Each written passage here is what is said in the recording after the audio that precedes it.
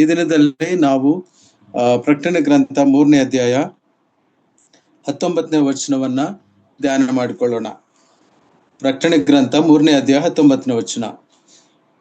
ನಾನು ಯಾರ್ಯಾರನ್ನು ಪ್ರೀತಿಸುತ್ತೇನೋ ಅವರನ್ನು ಗದರಿಸುತ್ತೇನೆ ಮತ್ತು ಶಿಕ್ಷಿಸುತ್ತೇನೆ, ಆದುದರಿಂದ ನೀನು ಆಸಕ್ತನಾಗಿರು.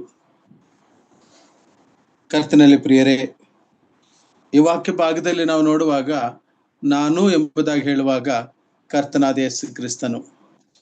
ಈ ಸಬ್ಜೆಕ್ಟಿವ್ ಕೇಸ್ನಲ್ಲಿ ಅಂದ್ರೆ ನಾನು ಎನ್ನ ಪದವನ್ನ ದೇವರ ವಾಕ್ಯದಲ್ಲಿ ಪರಿಶುದ್ಧಾತ್ಮ ದೇವರು ಎಲ್ಲೆಲ್ಲಿ ಉಲ್ಲೇಖಿಸುತ್ತಾರೋ ಕರ್ತನಾದ ಯೇಸು ಕ್ರಿಸ್ತನು ಆತನು ನಾನು ಎಂಬುದಾಗಿ ಹೇಳುವಾಗ ಅದು ಕರ್ತನಾದ ಯೇಸು ಕ್ರಿಸ್ತನ ಸಾರ್ವಭೌಮತ್ವವನ್ನ, ಆತನ ಸರ್ವಾಧಿಕಾರವನ್ನ, ತನ್ನ ಸ್ವರಕ್ತವನ್ನು ಕೊಂಡುಕೊಂಡು ಸಂಪಾದಿಸಿರ್ತಕ್ಕಂಥ ಸಭೆ ಮೇಲೆ ತನಗೆ ಇರ್ತಕ್ಕಂಥ ಒಂದು ಅಧಿಕೃತವಾಗಿರುವಂತ ಸರ್ವಾಧಿಕಾರವನ್ನ ಸೂಚಿಸುವಂತ ಒಂದು ಪದ ಆಗಿದೆ. ಲವೋದಿಕೀಯ ಸಭೆಯಲ್ಲಿ ಇರುವಂತಹ ಒಂದು ಲ್ಯೂಕ್ವಾರ್ಮ್ ಸ್ಟೇಟ್, ಉಗುರುಬೆಚ್ಚನ ಆತ್ಮಿಕ ಸ್ಥಿತಿಯನ್ನು ಕುರಿತು 18ನೇ ವಚನ ಒಂದು ಟರ್ನಿಂಗ್ ಪಾಯಿಂಟ್ ಆಗಿ ಅವರು ಆತ್ಮೀಕರಾಗಬೇಕು, ಆತ್ಮೀಕರಾಗದ ಹೋದರೆ ಉಳಿಗಾಲವಿಲ್ಲ. ಲವೋದಿಕೀಯ ಸಭೆಯಲ್ಲಿ ಕೆಲವರು ಆತ್ಮೀಕರಾಗಬೇಕಾಗಿದೆ, ಎಲ್ಲರೂ ಆತ್ಮೀಕರಾಗಬೇಕಾಗಿದೆ. ಆದರೆ ಅದಕ್ಕೆ ಯಾವ ರೀತಿಯ ಆತ್ಮೀಯತೆಯನ್ನು ಧರಿಸಿಕೊಳ್ಳಬೇಕೆಂಬುದಾಗಿ ನಾವು ಕಳೆದ ಸಾರಿ ಧ್ಯಾನಿಸ್ತಾ ಬಂದೆವು. ಈಗ ಒಂದು ವಿಶೇಷವಾದ ವಾಕ್ಯ, ಇದನ್ನು ಧ್ಯಾನಿಸುವಾಗ ನಾನು ನೆನೆಸ್ತೇನೆ, ಕರ್ತನು ಈ ಮಾತುಗಳನ್ನ ಹೇಳುವಾಗ ಸ್ವಲ್ಪ ಈ ಪದಗಳನ್ನ ನಾವು ಧ್ಯಾನಿಸುವಾಗ ಸ್ವಲ್ಪ ಕಟುವಾಗಿದೆ ಹಾಗೇನೆ ಅನಿಸುತ್ತವೆ. ಆದರೆ ಈ ಸನ್ನಿವೇಶ ಬೇರೆ, ಈ ಸಂದರ್ಭ ಬೇರೆ, ದೇವರು ಹೇಳುವಂತ ಆ ಒಂದು ಮಾತು ಎಷ್ಟು ಪ್ರೀತಿಯಿಂದ ತುಂಬಿದೆ ಎಂಬುದನ್ನ ನಾವು 19ನೇ ವಚನದಲ್ಲಿ ನಾವು ಕಾಣ್ತೇವೆ. ನಾನು ಯಾರ್ಯಾರನ್ನು ಪ್ರೀತಿಸುತ್ತೇನೋ ಅವರನ್ನು ಗದರಿಸ್ತೇನೆ, ಅರ್ಥಾತ್ ಲವೋದಿಕೀಯ ಸಭೆಯೇ ನಾನು ನಿನ್ನನ್ನು ಪ್ರೀತಿಸ್ತೇನೆ. ಎ ಗ್ರೇಟ್ ಲವ್, ಅಗೆಪ ಪ್ರೀತಿ, ಬಹಳವಾದ ಪ್ರೀತಿಯನ್ನು ಲವೋದಿಕೀಯ ಸಭೆ ಮೇಲೆ ಕರ್ತನಾಂತ ಯೇಸು ಕ್ರಿಸ್ತನು ಪ್ರಕಟಪಡಿಸಿರುವುದನ್ನ ನಾವು ಕಾಣ್ತೇವೆ. ದಯಮಾಡಿ ನೋಡ್ರಿ, ಪ್ರಕಟಣೆ ಗ್ರಂಥ 2ನೇ ಅಧ್ಯಾಯ 4ನೇ ವಚನ.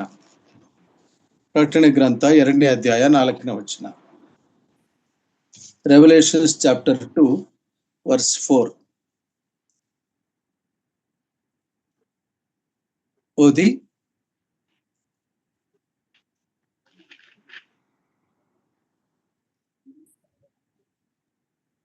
ಆದರೆ ಪ್ರೀತಿಯನ್ನು ನೀನು ಬಿಟ್ಟು ಬಿಟ್ಟಿದ್ದಿ ಎಂದು ನಾನು ನಿನ್ನ ಮೇಲೆ ತಪ್ಪು ಹೊರಿಸಬೇಕಾಗುತ್ತದೆ. ಸಾಕು ಸಿಸ್ಟರ್. ಎಫೆಸ ಸಭೆ ಪ್ರೀತಿಯನ್ನ ಬಿಟ್ಟು ಬಿಟ್ಟಿರುವ ಸಭೆ. ಮೊದಲೆಷ್ಟು ಪ್ರೀತಿ ಇತ್ತು, ಆ ಪ್ರೀತಿ ಇಲ್ಲದೇ ಇರುವಂತ ಒಂದು ಸಭೆ ಆಗಿತ್ತು ಎಫೆಸ ಸಭೆ.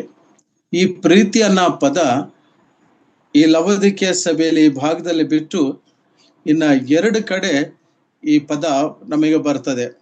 ಒಂದು ಎಫೆಸ ಸಭೆಯ ವಿಷಯದಲ್ಲಿ ಪ್ರೀತಿಯನ್ನ ಬಿಟ್ಟು ಬಿಟ್ಟಿರುವಂತಹ ಸಭೆ ಎಂಬುದಾಗಿ ನಾವು ಕಾಣ್ತೇವೆ. ಆದರೆ ಲವೋದಿಕೀಯ ಸಭೆಯನ್ನು ನಾನು ಪ್ರೀತಿಸುತ್ತೇನೆ, ನಾನು ಯಾರನ್ನ ಪ್ರೀತಿಸ್ತೇನೋ ಅವರನ್ನ ಗದರಿಸ್ತೇನೆ ಎಂಬುದಾಗಿರುವ ಮಾತು ಕರ್ತನಾದ ಯೇಸು ಕ್ರಿಸ್ತನು ಎಫೆಸ್ ಸಭೆಗೆ ಹೇಳಲಿಲ್ಲ. ಆ ಮಾತು ಎಫೆಸ್ ಸಭೆಗೆ ಹೇಳಲಿಲ್ಲ. ಮತ್ತು 2ನೇದು ನೋಡುವಾಗ ಎಲ್ಲಿ ಬರ್ತದೆ? ಪ್ರಕಟಣೆ ಗ್ರಂಥ 2ನೇ ಅಧ್ಯಾಯ 19ನೇ ವಚನದಲ್ಲಿ ಕೂಡ ಪ್ರೀತಿ ಎಂಬ ಒಂದು ಪದ ಬರ್ತದೆ. ದಯಮಾಡಿ ಓದಿ. ಪ್ರಕಟಣೆ ಗ್ರಂಥ 2ನೇ ಅಧ್ಯಾಯ 19ನೇ ವಚನ.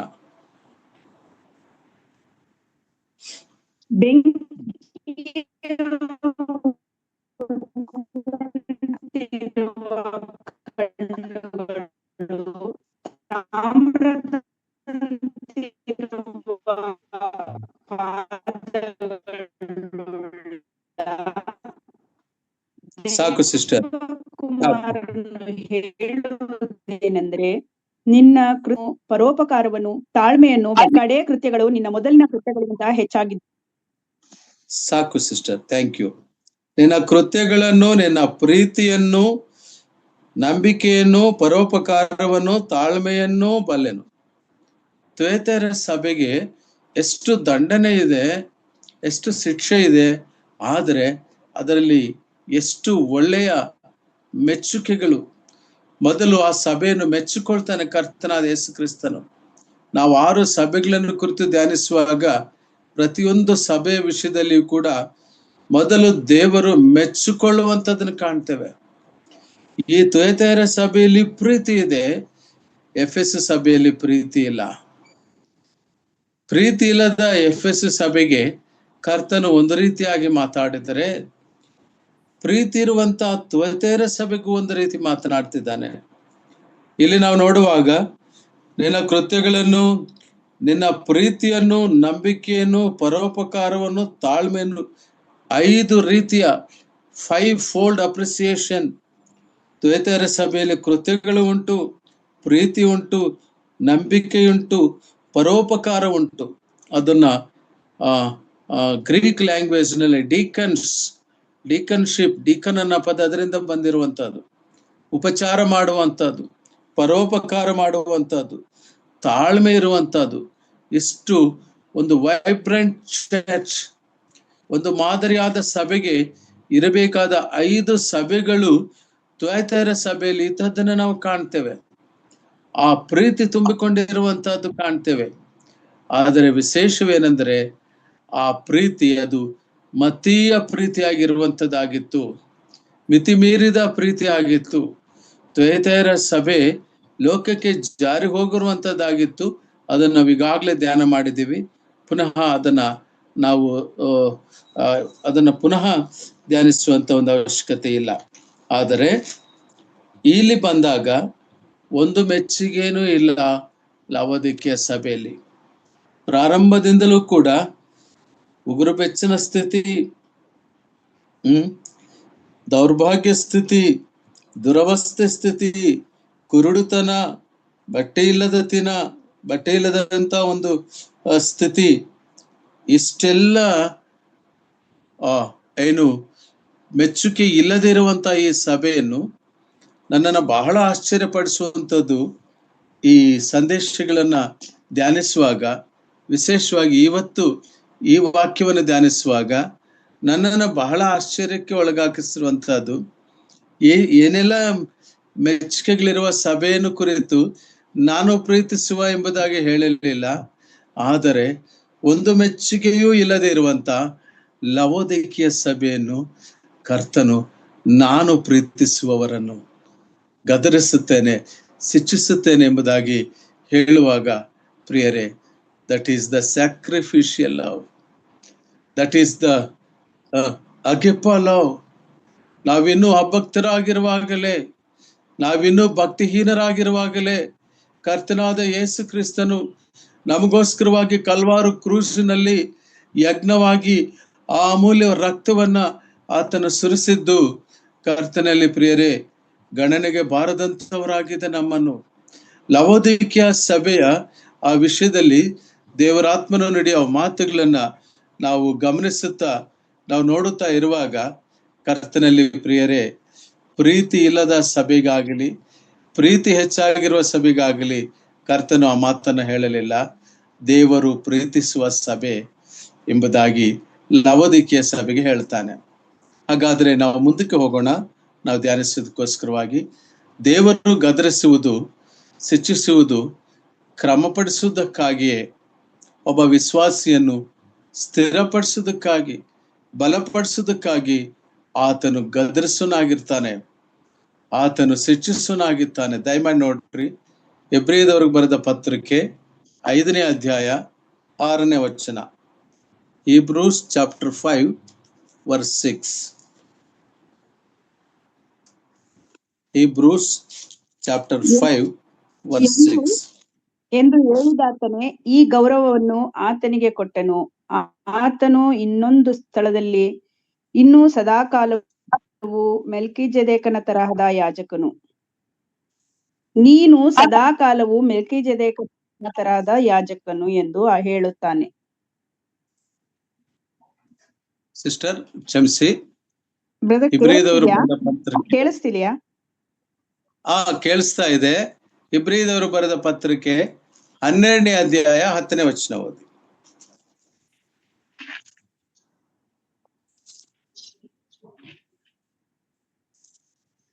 ಆ ತಂದೆಗಳು ಕೆಲವು ದಿವಸಗಳ ಪ್ರಯೋಜನವನ್ನು ಲಕ್ಷ್ಯಕ್ಕೆ ತೆಗೆದುಕೊಂಡು ತಮ್ಮ ಮನಸ್ಸಿಗೆ ತೋರಿದಂತೆ ನಮ್ಮನ್ನು ಶಿಕ್ಷಿಸಿದರು. ಆತನಾದರೋ ನಾವು ತನ್ನ ಪರಿಶುದ್ಧತೆಯಲ್ಲಿ ಪಾಲುಗಾರರಾಗಬೇಕೆಂದು ನಮ್ಮ ಹಿತಕ್ಕಾಗಿಯೇ ಶಿಕ್ಷಿಸುತ್ತಾನೆ. ಇಲ್ಲಿ ಒಂದು ಕಾಂಟ್ರಾಸ್ಟ್ ನಾವು ಕಾಣ್ತೇವೆ. ಪರಲೋಕ ತಂದೆಯ ದೇವರು ಶಿಕ್ಷಿಸುವ ವಿಧಾನ, ಲೋಕದಲ್ಲಿರುವಂತಹ ತಂದೆಗಳು ಶಿಕ್ಷಿಸುವ ವಿಧಾನಕ್ಕೆ ಒಂದು ಹೋಲಿಕೆಯನ್ನು ಮಾಡುತ್ತಾ, ಪರಲೋಕದ ತಂದೆಯ ಶಿಕ್ಷೆಯನ್ನು ತಾತ್ಸಾರ ಮಾಡಬಾರದು ಎಂಬುದಾಗಿರುವಂತ ವಚನ ನಾವು 5ನೇ ವಚನದಲ್ಲಿ ಕಾಣ್ತೇವೆ. 12ನೇ ಅಧ್ಯಾಯ 5ನೇ ವಚನ. ಮಕ್ಕಳಿಗೆ ಹೇಳುವಂತೆ ನಿಮಗೆ ಹೇಳಿದ ಎಚ್ಚರಿಕೆಯ ಮಾತನ್ನು ಮರೆತು ಬಿಟ್ಟಿದ್ದೀರೋ? ಏನೆಂದರೆ, ಮಗನೇ, ಕರ್ತನ ಶಿಕ್ಷೆಯನ್ನು ತಾತ್ಸಾರ ಮಾಡಬೇಡ, ಆತನು ನಿನ್ನನ್ನು ಗದರಿಸುವಾಗ ಬೇಸರಗೊಳ್ಳಬೇಡ. ಕರ್ತನು ತಾನು ಪ್ರೀತಿಸುವವನನ್ನೇ ಶಿಕ್ಷಿಸುತ್ತಾನೆ, ತಾನು ಸೇರಿಸಿಕೊಳ್ಳುವ ಪ್ರತಿಯೊಬ್ಬ ಮಗನನ್ನು ಹೊಡೆಯುತ್ತಾನೆ ಎಂಬುದು. ಪ್ರಿಯರೇ, there is a procedure, there is a method. ಕರ್ತನಾದ ಯೇಸು ಕ್ರಿಸ್ತನು ನಮ್ಮನ್ನು ಶಿಸ್ತುಗೂ ಒಳಪಡಿಸ್ತಾನೆ, ಶಿಕ್ಷೆಯನ್ನು ಕೊಡ್ತಾನೆ, ಶಿಕ್ಷಣವನ್ನು ಕೊಡ್ತಾನೆ, ನಂತರ ಶಿಕ್ಷೆಯನ್ನು ನೀಡ್ತಾನೆ. ಅನೇಕ ಅವಕಾಶಗಳನ್ನು ಕೊಟ್ಟು ನಮ್ಮ ಆತ್ಮೀಯ ಜೀವಿತದಲ್ಲಿ ನಡೆಸುವಂತನಾಗಿರ್ತಾನೆ. ಜ್ಞಾನೋಕ್ತಿಗಳಲ್ಲಿರುವಂತಹ ವಾಕ್ಯ ಇಲ್ಲಿ ಎತ್ತಿ ಬರೆಯಲ್ಪಟ್ಟಿದೆ.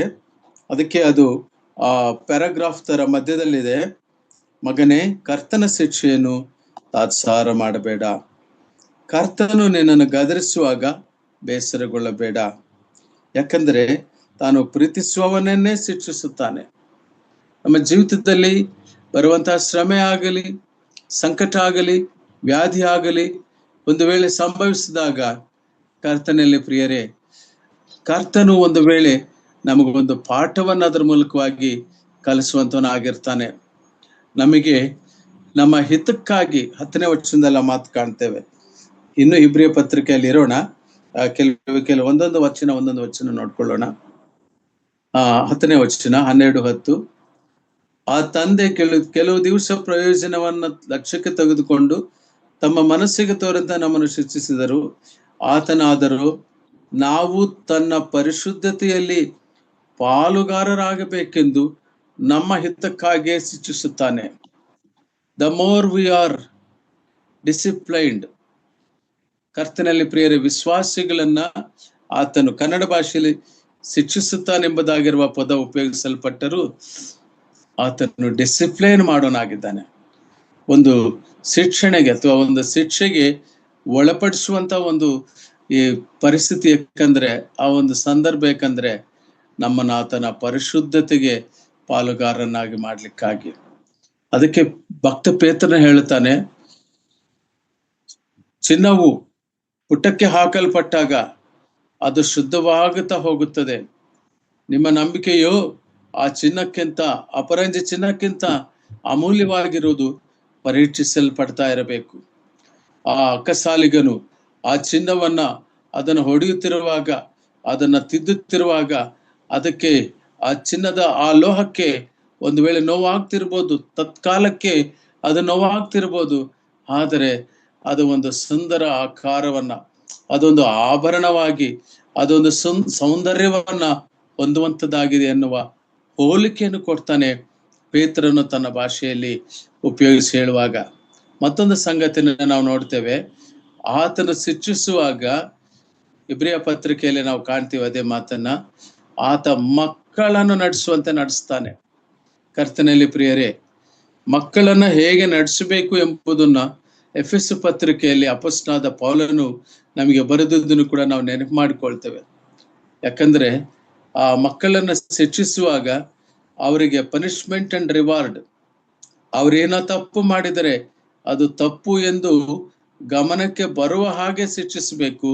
ಮತ್ತು ಅವರು ಒಳ್ಳೆಯದನ್ನು ಮಾಡಿದಾಗ ಅದಕ್ಕೆ ಅವರಿಗೆ ಸೂಕ್ತವಾದಂತಹ ಬಹುಮಾನ ಕೊಡಬೇಕು. ಪನಿಷ್ಮೆಂಟ್ ಅಂಡ್ ರಿವಾರ್ಡ್ ಅನ್ನೋ ಮೆಥಡ್ ನಲ್ಲಿ ಮಾಡುವಂಥದ್ದು. ಹೋಲಿಕೆ ಮಾಡಬಾರದು. ಮಕ್ಕಳಿಗೆ ಬೇರೆ ಮಕ್ಕಳಿಗೆ ರಿಸಲ್ಟ್ ಚೆನ್ನಾಗಿ ಬಂದಿದೆ, ಅವರಿಗೆ ಎಷ್ಟು ಚೆನ್ನಾಗಿ ಬಂದಿದೆ, ನಾನು ನಿನಗೆ ಇಷ್ಟು ಫೀಸ್ ಕಟ್ಟಿದ್ದೇನೆ.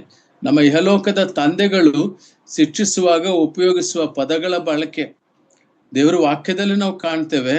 ಪರಲೋಕದಲ್ಲಿರುವ ದೇವರು ಶಿಕ್ಷೆಯನ್ನು ನೀಡುವಾಗ ಪರಿಶುದ್ಧತೆಗೆ ನೀಡುವಂತಹದ್ದು. ತಂದೆಯಾದ ದೇವರು, ಪರಲೋಕದ ದೇವರು ಶಿಕ್ಷೆಯನ್ನು ನೀಡುವಾಗ ಮಕ್ಕಳಿಗೆ ಶಿಕ್ಷೆ ನೀಡುವಂತೆ ನೀಡುವವನು. ಆದ್ರೆ ಇಹಲೋಕದ ತಂದೆಗಳ ರೀತಿಯಲ್ಲಿ ಅಲ್ಲ. ಅದಕ್ಕಾಗಿ ನಾವು ಹೆಚ್ಚು ಮಾನ್ಯತೆಯನ್ನು ಕೊಡಬೇಕಾಗಿದೆ. We can see the comparison. ನಾವಿಲ್ಲಿ ಒಂದು ಕಾಂಟ್ರಾಸ್ಟ್ ನೋಡ್ತೇವೆ, ಲೌಕಿಕವಾದ ದೃಷ್ಟಿಯಲ್ಲಿ ನೋಡ್ತಿರ್ತೇವೆ. ಅದಕ್ಕಾಗಿ ಅನೇಕ ಮಕ್ಕಳುಗಳು 10th ಕ್ಲಾಸ್ನಲ್ಲಾಗ್ಲಿ, PUC-ನಲ್ಲಾಗ್ಲಿ ಅಥವಾ ಡಿಗ್ರಿನಲ್ಲಾಗ್ಲಿ ಆ ಹೋಲಿಕೆಗಳನ್ನು ಅವ್ರು ತಟ್ಕೊಳ್ಳಕ್ಕೆ ಅವ್ರ ಮನಸ್ಸಿಗೆ ಆಗೋದಿಲ್ಲ. ಆದ್ರೆ ಹಿರಿಯರಿಗೆ ಅದು ಗೊತ್ತಾಗೋದಿಲ್ಲ. ಆ ತಕ್ಷಣ ಹೇಳುವಾಗ ಅವರ ಮನಸ್ಸು ಮುದುಡಿಕೊಂಡು ಹೋಗುತ್ತೆ ಆ ಹೋಲಿಕೆಯನ್ನು ಮಾಡಿದಾಗ. ಆದ್ರೆ ಕರ್ತನಲ್ಲಿ ಪ್ರಿಯರೇ, ಆ ಮಕ್ಕಳನ್ನ ಪ್ರೋತ್ಸಾಹಿಸುತ್ತಾ ಇರುವಾಗ ಅವರು ಮುಂದಕ್ಕೆ ಇನ್ನು ಹೆಚ್ಚು ಮಾರ್ಕ್ಗಳನ್ನು ತಗೊಳ್ಬೋದೋ ಏನೋ. ನಾನು ಇಲ್ಲಿ ಒಂದು ಕಂಪ್ಯಾರಿಸನ್ ತಗೊಳ್ತಾ ಇದ್ದೇನೆ. ಮೊದಲೇ ಹೇಳಿದ್ದೀನಿ, ಈ ವಾಕ್ಯವನ್ನು ವಿವರಿಸುವಾಗ ಇದನ್ನ ನಾವು ಸರಿಯಾದ ರೀತಿಯಲ್ಲಿ ಅರ್ಥೈಸಿಕೊಳ್ಳೋದಕ್ಕೆ ಕೆಲವು ಇಲ್ಲಸ್ಟ್ರೇಷನ್ಸ್ ಕೊಡ್ತಾ ಇದ್ದೀನಿ. ನಾನು ಕೆಲವು ಸಾಮ್ಯರೂಪವಾಗಿ ಹೇಳ್ತಾ ಇದ್ದೀನಿ. ಯಾಕಂದ್ರೆ ಶಿಕ್ಷೆ ಅಂದ ತಕ್ಷಣ, ದೇವರ ಒಂದು ಗದರಿಸುವಿಕೆ ಶಿಕ್ಷೆ ಅಂದ ತಕ್ಷಣ ನಾವು ಲೌಕಿಕ ದೃಷ್ಟಿಕೋನದಿಂದ ಯೋಚನೆ ಮಾಡಿದೆ ಅಂತ ಆಗ್ಬಾರ್ದು. ಆದ್ದರಿಂದಲೇ ಇಬ್ರಿಯ ಗ್ರಂಥಕರ್ತ ಇದನ್ನ ಬಹಳ ವಿವರವಾಗಿ ಹೇಳ್ತಾನೆ. ನಾವಿನ್ನು ಸ್ವಲ್ಪ ಈ ವಿಷಯದಲ್ಲಿ, ಈ ಪಾಯಿಂಟ್ ಆಫ್ ವ್ಯೂ ನಲ್ಲಿ ವಿ ಹ್ಯಾವ್ ಟು ಫೋಕಸ್. ನಾವು ಫೋಕಸ್ ಮಾಡಿ ಅರ್ಥ ಮಾಡ್ಕೋಬೇಕು. ಒಂದು ಉದಾಹರಣೆಯನ್ನು ಕೊಡ್ತೇನೆ. ಒಂದು TV ಚಾನಲ್ ಅವರು ಒಂದು ಇಂಟರ್ವ್ಯೂ ಮಾಡ್ತಾರೆ. IAS ಟಾಪರ್ನ, ಔಟ್ ಆಫ್ 10 ಮೆಂಬರ್ಸ್, 10 ಜನ ಟಾಪರ್ಸ್ ನಲ್ಲಿ ಒಬ್ಬರನ್ನ ಇಂಟರ್ವ್ಯೂ ಮಾಡಿದಾಗ ಆ TV ನ್ಯೂಸ್ನವರು ಅವ್ರ ಹತ್ರ ಬಂದು ಒಂದು ಪ್ರಶ್ನೆ ಕೇಳ್ತಾರೆ. Madam, what is the secret behind your success? ನಿಮ್ಮ ಯಶಸ್ಸಿನ ರಹಸ್ಯ ಏನು? ಹೇಗೆ ನೀವು ಬಿಕಮ್ ಎ ಟಾಪರ್ ಅಂದಾಗ ಆ IAS ಹೋಲ್ಡರ್ ಆಕೆ ಹೇಳಿರುವಂತ ಒಂದು ಪ್ರತ್ಯುತ್ತರ ಏನು ಗೊತ್ತೇ? When I was in school, ನಾನು ಸ್ಕೂಲಲ್ಲಿ 0 ಮಾರ್ಕ್ಸ್ ತಗೊಂಡು ಮಾರ್ಕ್ಸ್ ಕಾರ್ಡ್ ಎಲ್ಲ 0 ಬಂದಾಗ ನನ್ನ ತಂದೆ ಬೆನ್ನು ತಟ್ಟಿ ಎನ್ಕರೇಜ್ ಮಾಡಿ, ಮಗಳೇ, ನಿನಗೆ ಗೊತ್ತಿರೋದ್ರಲ್ಲಿ ನೀನು ತಗೊಂಡಿರೋ ಮಾರ್ಕ್ ನಿನಗೆ ಸರಿ ಅಂತ ಹೇಳಿದ್ರು. ಇನ್ನ ಸ್ವಲ್ಪ ಮಾರ್ಕ್ಸ್ ಜಸ್ಟ್ ಪಾಸ್ ತಗೊಂಡಾಗ ಸಾಕು, ನಿನಗೆಷ್ಟು ದೇವರು ತಗೋಬೇಕಂತ ಬುದ್ಧಿ ಕೊಟ್ಟಿದಾರೋ ಅಷ್ಟೇ ಸಾಕು. ಇನ್ನ ಸ್ವಲ್ಪ ಸೆಕೆಂಡ್ ಕ್ಲಾಸ್, ಇನ್ನ ಸ್ವಲ್ಪ ಫಸ್ಟ್ ಕ್ಲಾಸ್. ಹೀಗೆ ಆ ಪ್ರೋತ್ಸಾಹ ಅನ್ನೋದು ನೋಡುವಾಗ ಕರ್ತನಲ್ಲಿ ಪ್ರಿಯರೇ, ಅದು ದೈವಿಕ ಗುಣ ಆಗಿರ್ತದೆ. ದೇವರು ತಾನೇ ಆತನು ತನ್ನ ದೈವತ್ವದಲ್ಲಿ ನಮ್ಮನ್ನು, ಆತನು ಹೆಬ್ರಿಯ ಪತ್ರಿಕೆಯಲ್ಲಿ ನಾವು ಒಂದು ಕಡೆ ಕಾಣ್ತೇವೆ, ನಮ್ಮ ಬಗ್ಗೆ ಆತ ಅನುತಾಪವಿಲ್ಲದವನಲ್ಲ, ನಮ್ಮ ಸ್ವಭಾವವನ್ನು ಬಲ್ಲಂತ ದೇವರು, ನಾವು ಮಣ್ಣಿನ ಘಟಕ ಎಂಬುದನ್ನ ನೆನೆಸಿಕೊಂಡಿರುವಂತಹ ದೇವರು. ಅದಕ್ಕಾಗಿ ಆತನ ಶಿಕ್ಷೆಯನ್ನ ತಾತ್ಸಾರ ಮಾಡಬಾರದು. ಈ ಪದಗಳು, ಇಲ್ಲಿರುವಂತಹ ಈ ವಾಕ್ಯ ಒಂದು ಕ್ರಮವಾದ ರೀತಿಯಲ್ಲಿ ನಾವು ಅರ್ಥ ಮಾಡಿಕೊಳ್ಳೋಣ ಅನ್ನೋ ವಿಷಯಕ್ಕಾಗಿ ಧ್ಯಾನಿಸುತ್ತಾ ಈ ಸಂಗತಿಗಳು ನಿಮ್ಮ ಮುಂದೆ ನಾನು ಪ್ರಸ್ತುತಪಡಿಸ್ತಾ ಇದ್ದೇನೆ. ಆಮೇಲೆ ಇನ್ನೊಂದು, ಅದೇ ಅಧ್ಯಾಯ, ಇಬ್ರಿಯ ಪತ್ರಿಕೆ 12ನೇ ಅಧ್ಯಾಯ 10ನೇ ವಚನದಲ್ಲಿ ನಾವು ನೋಡುವಾಗ ಅಲ್ಲಿ ಇನ್ನೊಂದು ಮಾತು ಕಾಣುತ್ತೆ.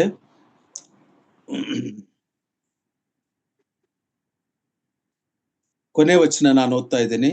ತನ್ನ ಪರಿಶುದ್ಧತೆಯಲ್ಲಿ ಪಾರಾಗಬೇಕೆಂದು ನಮ್ಮ ಹಿತಕ್ಕಾಗಿಯೇ ಶಿಕ್ಷಿಸುತ್ತಾನೆ. That is the most important word. ಲೋಕದಲ್ಲಿ ಯಾವುದೇ ಶಿಕ್ಷೆ ಅನ್ನೋದು ನೋಡುವಾಗ ಅದು ನಮಗೆ ಹಿತವಾಗಿರ್ತದೋ ಅಹಿತವಾಗಿರ್ತದೋ ಗೊತ್ತಿಲ್ಲ. ನಾವು ಮಾಡಿರುವಂತ ಒಂದು ಕ್ರಿಯೆಗೆ ದಂಡನೆ ಆಗಿರ್ತದೆ.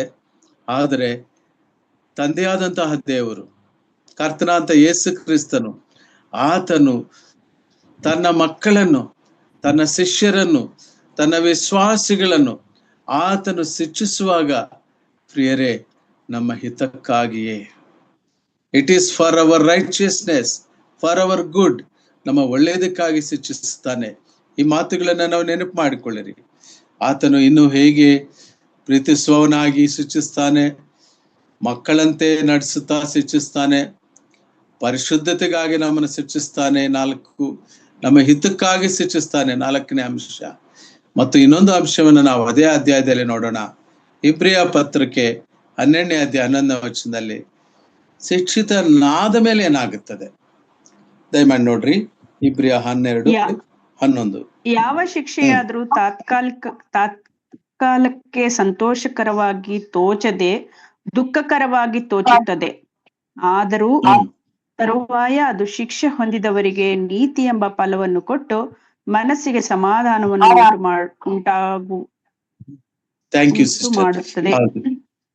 ಉಂಟು ಮಾಡುತ್ತದೆ.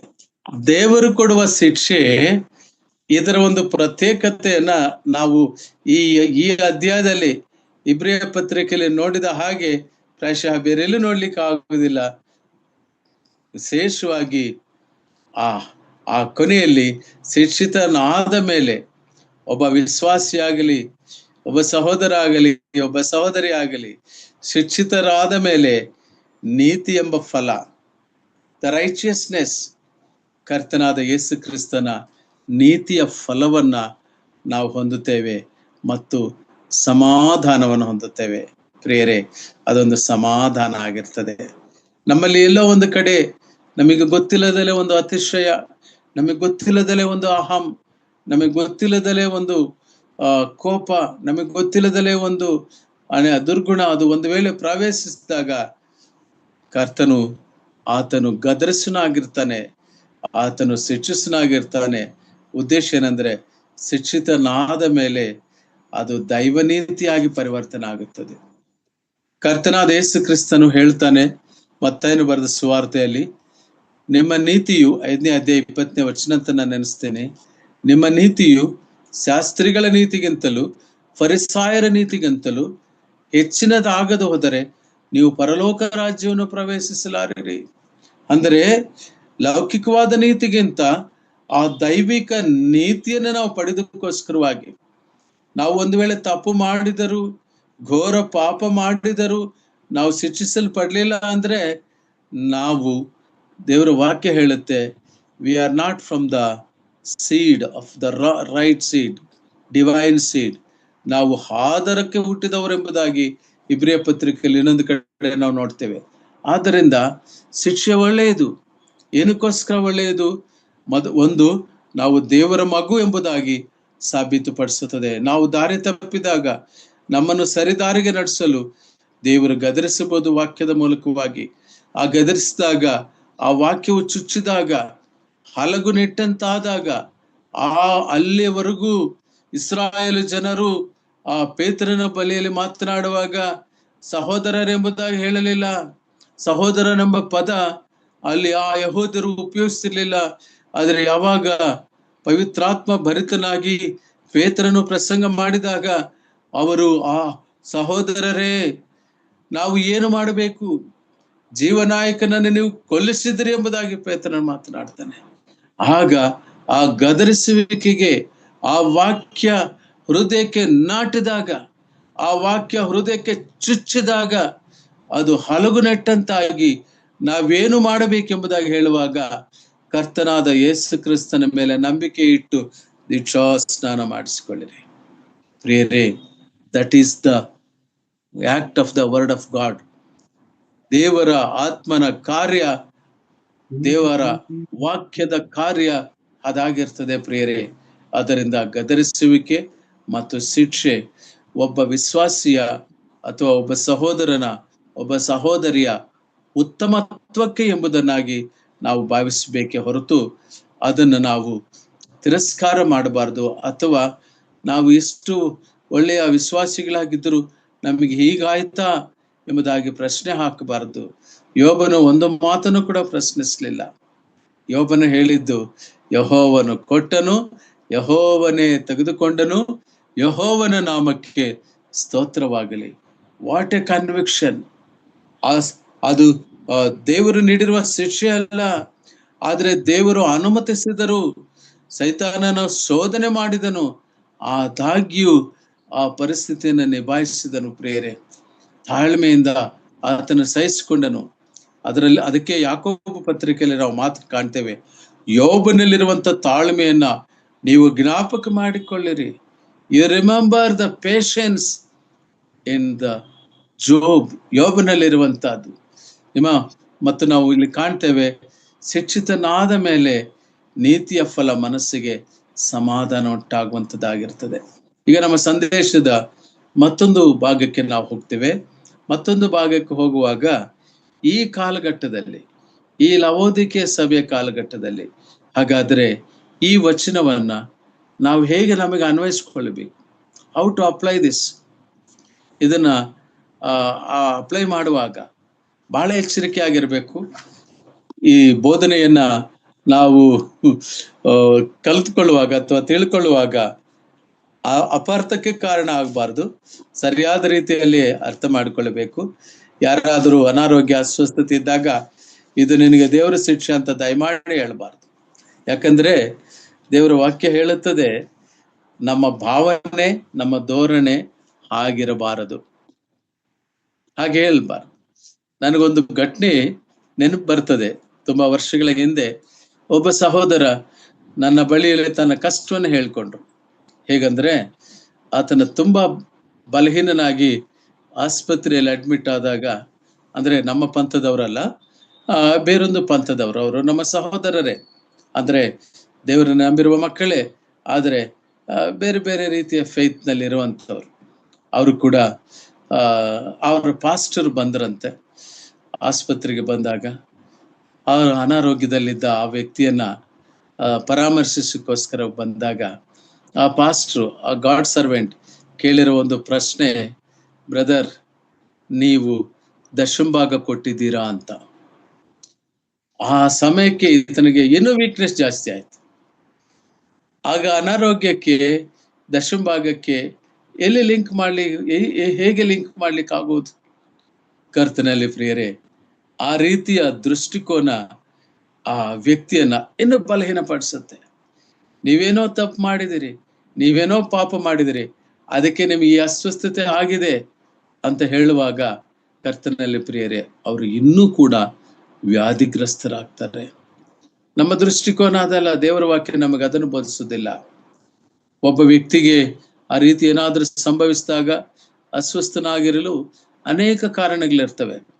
ಇದನ್ನ FJ ಪಿಯರ್ಸ್ ಅಂತಕ್ಕಂಥ ಒಬ್ಬ ಭಕ್ತನು, ಅಂದ್ರೆ ಆತ ಈಸ್ ನಾಟ್ ಎಕ್ಸಾಕ್ಟ್ಲಿ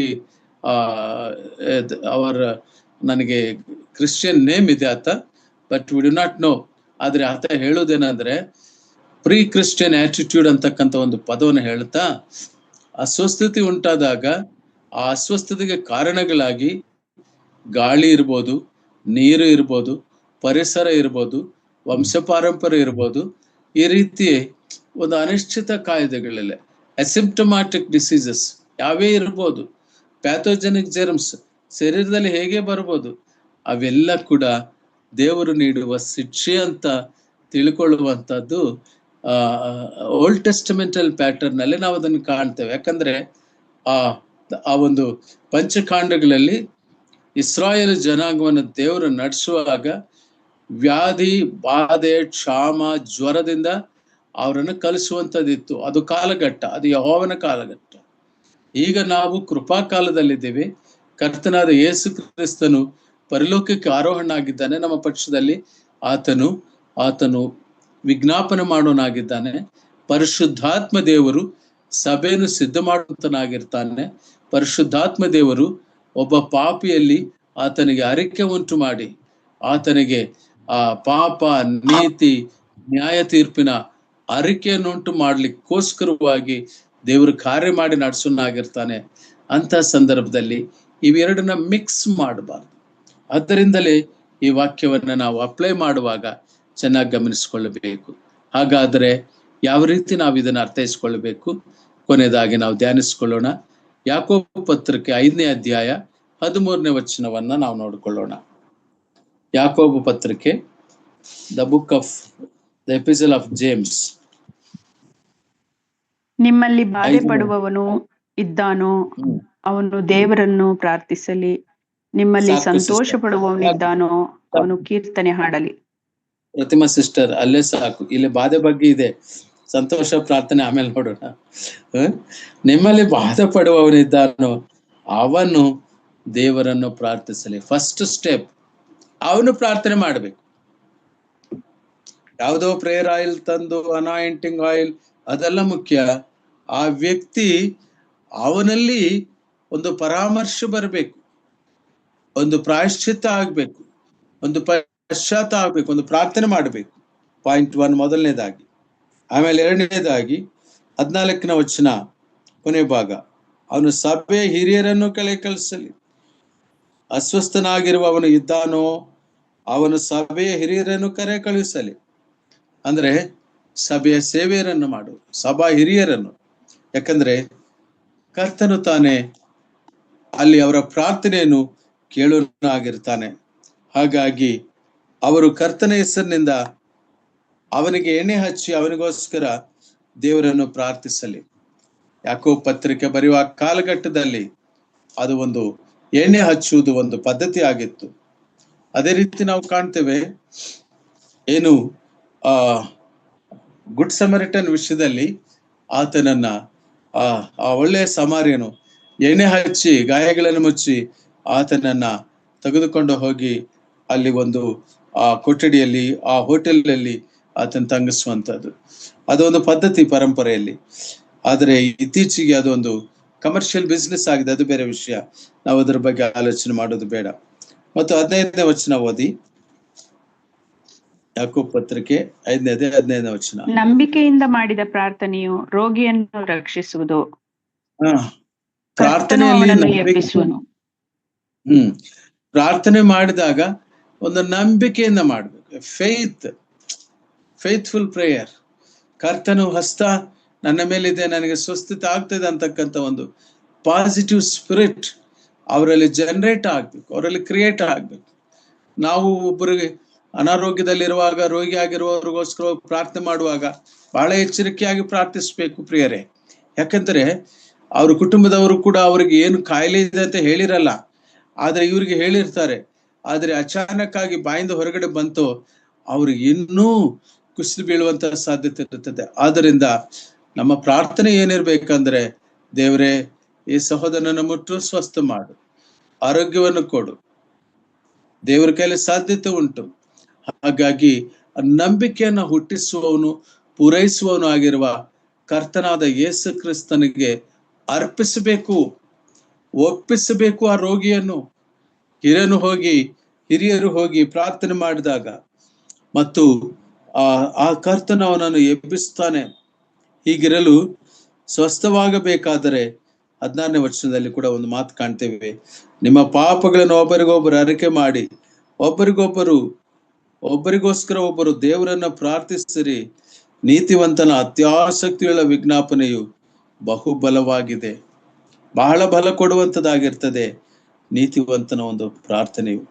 ಕರ್ತನಲ್ಲಿ ಪ್ರಿಯರೇ, ಈ ವಿಷಯವನ್ನು ನಾವು ಹೀಗೆ ಅಪ್ಲೈ ಮಾಡ್ಕೊಳ್ಳೋಣ. ದೇವರು ಗದರಿಸುವಾಗ, ಶಿಕ್ಷಿಸುವಾಗ ಆತನು ನಮ್ಮ ಹಿತಕ್ಕಾಗಿ ಶಿಕ್ಷಿಸ್ತಾನೆ, ನಮ್ಮಲ್ಲಿ ಪರಿಶುದ್ಧ ತರದಕ್ಕಾಗಿ ಶಿಕ್ಷಿಸ್ತಾನೆ, ನಮ್ಮನ್ನು ಸ್ಥಿರಪಡಿಸೋದಕ್ಕೋಸ್ಕರ ಶಿಕ್ಷಿಸ್ತಾನೆ. ಆತನು ನಮ್ಮನ್ನು ಎಬ್ಬಿಸೋದಕ್ಕೋಸ್ಕರವಾಗಿ, ನಮ್ಮನ್ನು ನಿಲ್ಲಿಸೋದಕ್ಕೋಸ್ಕರವಾಗಿ ಆತನು ನಮ್ಮನ್ನು ಶಿಕ್ಷಿಸುವಂತನಾಗಿರ್ತಾನೆ. ಆದುದರಿಂದ ನಾವು ಲೋಕದ ತಂದೆಗಳಿಗೆ ಮಾನ ಕೊಡುವಷ್ಟಕ್ಕಿಂತ ಹೆಚ್ಚಾಗಿ ದೇವರಿಗೆ ಮಾನ ಕೊಡಬೇಕು. ದೇವರೇ ನಿನಗೆ ಸ್ತೋತ್ರ, ನನಗೆ ಈ ಒಂದು ಸ್ಥಿತಿಯನ್ನು ಉಂಟು ಮಾಡಿದೆಯಲ್ಲ ಎಂಬುದಾಗಿ ಯೋಬನ ಹಾಗೆ ನಾವು ಸ್ತೋತ್ರ ಮಾಡಬೇಕು. ಕರ್ತನಲ್ಲಿ ಪ್ರಿಯರೇ, ದೇವರು ಸ್ವಸ್ಥ ಮಾಡ್ತಾನೆ, ಆತನು ಕಲಿಸುತ್ತಾನೆ. ಅನಾರೋಗ್ಯ ಸ್ಥಿತಿಯಲ್ಲಿದ್ದಾಗ ದೇವರು ಹತ್ತಿರವಿರ್ತಾನೆ, ನಮಗೆ ಸಹಾಯಿಸುವಂತನಾಗಿರ್ತಾನೆ, ನಮಗೆ ಜ್ಞಾನವನ್ನು ಕೊಡುವಂತನಾಗಿರ್ತಾನೆ, ನಮಗೆ ಶಕ್ತಿಯನ್ನ ತುಂಬುವವನಾಗಿರ್ತಾನೆ. ಕೆಟ್ಟದಕ್ಕಾದಂಗ ಆದಾಗ್ಯೂ ಕೂಡ ಆ ಅಸ್ವಸ್ಥತೆ ಮೂಲಕವಾಗಿ ಒಂದು ಒಳ್ಳೇದಾಗ್ತದೆ. ದೇವರು ದೈಹಿಕ ಸ್ಥಿತಿಯನ್ನು ಇನ್ನೂ ಹೆಚ್ಚು ಬಲಪಡಿಸ್ತಾರೆ. ದೇವರು ತಾನೇ ಈ ವಾಕ್ಯಗಳನ್ನು ಆಶೀರ್ವಾದ ಮಾಡಲಿ.